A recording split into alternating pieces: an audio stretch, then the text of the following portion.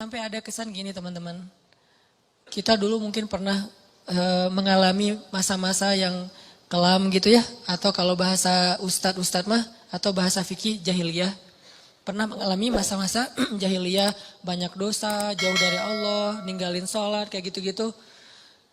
Hampir semua dosa-dosa besar itu kita pernah ngelakuin. Pas udah hijrah kita ngomong gini, ada untungnya juga sih ustadz, saya dulu pernah nakal. Kalau enggak saya jadi enggak kayak gini sekarang. Kalau enggak saya jadi enggak tahu kalau itu ternyata bahaya. Jadi dengan saya pernah nakal dulu, sekarang saya bisa ngedidik anak saya. Saya tahu anak saya kalau ada indikasi-indikasi mulai nakal nih, saya tahu banget. Karena saya dulu pernah kayak gitu. Enggak ada untungnya teman-teman. Yang harus kita syukuri bukan kita pernah nakal. Yang harus kita syukuri, kita pernah nakal tapi Allah masih kasih kita kesempatan. Itu yang kita syukuri, kesempatan tuh. Sampai akhirnya kita bisa berhijrah, Allah kasih hidayah, itu yang kita syukuri. Alam yajidaka yatiman fa'awa wa wajadaka dhallan dhal. Kenapa dhal itu kayak panjang bacanya? Karena sesat jauh gitu kan ya. Kita pernah tersesat jauh, dan tersesat itu bukan hanya soal akidah, tersesat dalam masalah ketaatan, kita nggak taat kepada Allah, tersesat jauh, sibuk dengan dunia, kemudian kita foya-foya jauh banget dari Allah. Wajadaka dhallan fahada. Allah tarik balik kepada kebaikan. Yang harus kita syukuri bukan dhalnya, tapi fahadanya, hidayahnya. Karena kalau kita berpikir untung juga saya dulu pernah nakal, ini bagian dari kita salah faham terhadap Allah. Jadi enggak ada baiknya kita pernah nakal, enggak ada baiknya kita pernah bandel, enggak ada baiknya kita pernah jahiliyah, pernah bikin dosa. Baiknya adalah alhamdulillah kita bisa taubat, bisa hijrah. Dan kalau kita dengar cerita orang-orang yang ngisahin masa lalunya, jangan takjub kepada dianya, tapi kita takjub kepada Allahnya. Ya Allah baik banget ya, dia udah sejauh itu Allah gak ilfil sama dia. Dia udah sejahat itu Allah gak ninggalin dia. Dia udah sezolim itu sama Allah, mencurangi hak-hak Allah, Allah gak nutup pintu rahmat untuk dia. Allah itu maha baik. Jadi yang kita kagumin tuh Allah yang udah nyelamatin dia dari masa-masa yang sulit. Bukan justru dia, oh hebat ya lo bisa bikin dosa terus taubat, enggak. Bukan dia yang hebat, Allah yang hebat. Karena betapa banyak orang yang Allah biarkan bara'atun dan matinya dalam keadaan su'ul khatimah. Dan Allah pasti punya alasan yang kita enggak mengerti. Yang jelas enggak mungkin Allah menzalimi hambanya.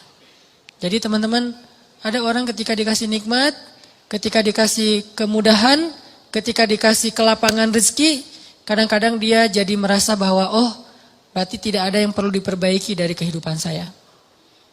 Tidak ada yang perlu diperbaiki dari amal-amal saya. Nggak ada yang perlu diperbaiki dari ibadah saya. Karena nggak ada masalah dalam hidup saya. Seolah-olah dia baru mau memperbaiki diri kalau ada masalah. Bukankah jauh dari Allah itu masalah paling besar? Musibah paling besar dalam hidup kita itu kalau kita jauh dari Allah, harusnya kita telat salat subuh juga, itu udah sedih tuh. Bukan hari ini telat salat subuh atau enggak salat subuh sampai dijamak dengan duha, tapi hari ini enggak ada masalah. Enggak ada kerugian, enggak ada musibah, enggak ada kecelakaan, enggak ada masalah dengan pasangan. Oh, jadi aman nih hari ini enggak ada masalah apa-apa. Bukankah masalah terbesar itu masalah terbesar kita itu bukan didiemin sama pasangan. Walaupun buat saya itu berat banget. Istri itu kalau udah diem buat saya tuh musibah dunia nih. Diajak ngapa-ngapain sama teman, enggak dah kalau istri saya masih diem. Jadi saya bujuk-bujuk, cium tangan apa, enggak usah dibahas. Pokoknya gimana biar dia mau senyum dong, senyum, paksa-paksain senyum, akhirnya dia senyum, alhamdulillah. Tapi sebelum saya maksain dia senyum atau bujuk-bujuk kayak gitu, saya ngelobi langit dulu, langsung wudu, salat hajat, ya Allah engkau yang menggenggam hati istri saya, balikin dong hati dia ke saya. Pas selesai assalamualaikum, pas ke kiri udah ada dia sebelah sih. Drama banget sih. Nggak penting banget cerita kayak gitu. Yang jelas teman-teman, masalah terbesar kita bukan dicuekin oleh orang yang kita sayangin. Masalah terbesar kita bukan ada musibah atau kecelakaan di jalan. Masalah terbesar kita bukan nggak dapat proyek. Tender kita nggak goal gitu. Masalah terbesar kita bukan sakit. Masalah terbesar kita dalam hidup kita itu adalah ketika kita jauh dari Allah SWT. Bisa jauhnya hari ini target tilawah nggak dapat, bisa jauhnya sholat nggak khusyuk, bisa jauhnya sholat kelewat, bisa jauhnya apalagi akhlak nggak benar, kok jadi hari ini saya kepancing emosi. Bisa jauhnya ada orang butuh pertolongan, ditolong oleh orang lain duluan, bukan kita. Padahal kita butuh nolong dia. Jadi bukan dia yang butuh kita, tapi kita butuh nolong dia supaya Allah nolong kita. Tapi hari ini nggak ada yang datang ke rumah kita, kan sedih tuh harusnya ya. Biasanya setiap hari ada aja yang minta tolong ke saya, tapi hari ini kok nggak ada ya. Itu harusnya jadi masalah besar buat kita. Itu aja udah bisa bikin kita nggak kegeeran. Dan nikmat terbesar dalam hidup kita bukan dikasih rezeki, walaupun itu kebaikan. Nikmat terbesar dalam hidup kita bukan dikasih pasangan, walaupun itu ya penting banget. Saya nggak berani ngomong nggak penting, bahaya nanti. Allah cabut lagi kan jadi jomblo, saya kan kasihan. Nggak bisa ngebully orang. Nikmat terbesar dalam hidup kita bukan dikasih pasangan, walaupun itu penting. Nikmat terbesar dalam hidup kita itu bukan kaya raya, walaupun tuh pengen sih. Ada yang pengen miskin? Nabi Muhammad yang pengen miskin. Walaupun kita tahu itu baik, tapi kita nggak berani. Kalau berani coba aja doa. Ya Allah, please dong miskinkan saya. Gak ada yang berani kan ya? Yang ada Allahumma rzuqni rizqan halalan thayyiban rizqan wasi'an, yang banyak, yang luas, yang halal. Gak ada yang berani, ya Allah kasih saya rezeki yang pas-pasan aja deh, jangan banyak-banyak amat nanti bingung mau diapain. Gak ada yang berani gitu. Umar doanya tuh pas lagi tawaf, ya Allah beri saya rezeki sesuai dengan kebutuhan saya. Jangan lebih dari itu, jangan kurang dari itu. Ini pertengahan nih. Kayak gini aja kita gak berani. Saya gak berani doa kayak gini nih. Karena kalau dikasih gitu, Allah kok gini-gini amat sih. Karena yang kita butuhkan itu apa? Baju, tempat tinggal, kendaraan, makan. Itu doang. Terus jalan-jalan itu bukan kebutuhan teman-teman. Jadi kalau misalnya kita berdoa kayak Umar, kita udah gak bisa traveling, having trip, jalan-jalan, have fun kayak gitu, kayaknya udah gak bisa. Makanya saya gak mau doa kayak Umar. Ya Allah kasih saya rezeki yang banyak, tapi jangan sampai saya jadi kufur kepada Engkau gitu. Doa yang paling aman lah ya. Kalau Nabi Muhammad lebih ekstrim daripada Umar, doanya lebih keren lagi tuh. Ya Allah hidupkan saya sebagai orang miskin, matikan saya sebagai orang miskin, bangkitkan saya bersama orang miskin. Ini kayaknya satu-satunya doa nyunnah yang kita gak berani baca. Karena kalau sampai kita baca itu dan dikabulkan, bahaya ya.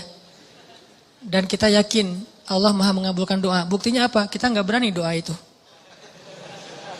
Seandainya kita ragu Allah mengabulkan doa, ya udah coba aja baca doa itu. Kan kita bilang Allah nggak akan kabulkanlah doa saya. Ya udah coba baca. Ya Allah hidupkan saya sebagai orang miskin, berani nggak? Kalau kita nggak berani, berarti secara alam bawah sadar kita masih mengakui Allah Maha mengabulkan doa. Buktinya nggak berani minta miskin. Balik lagi, nikmat terbesar yang Allah kasih kepada kita adalah nikmat kedekatan kita dengan Allah Subhanahu wa taala. Dan setelah itu Allah limpahkan nikmat-nikmat lain yang lebih banyak.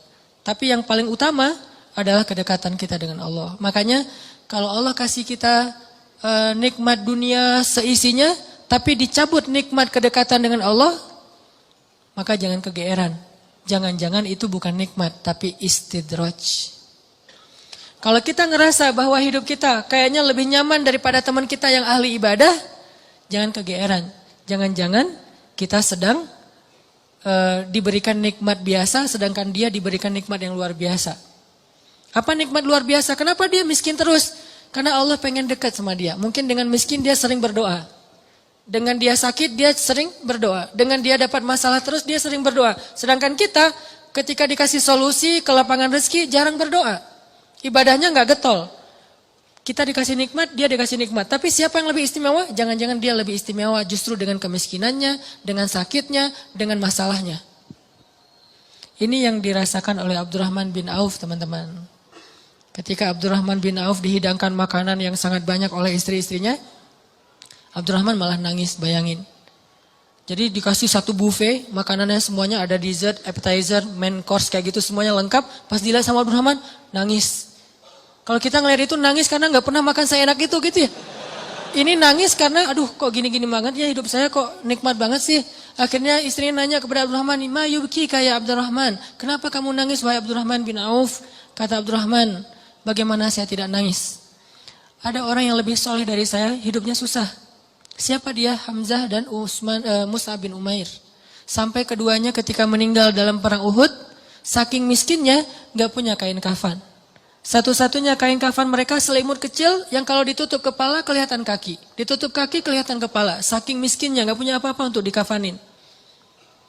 Sedangkan saya yang amalnya sedikit Allah limpahkan nikmat yang sangat banyak.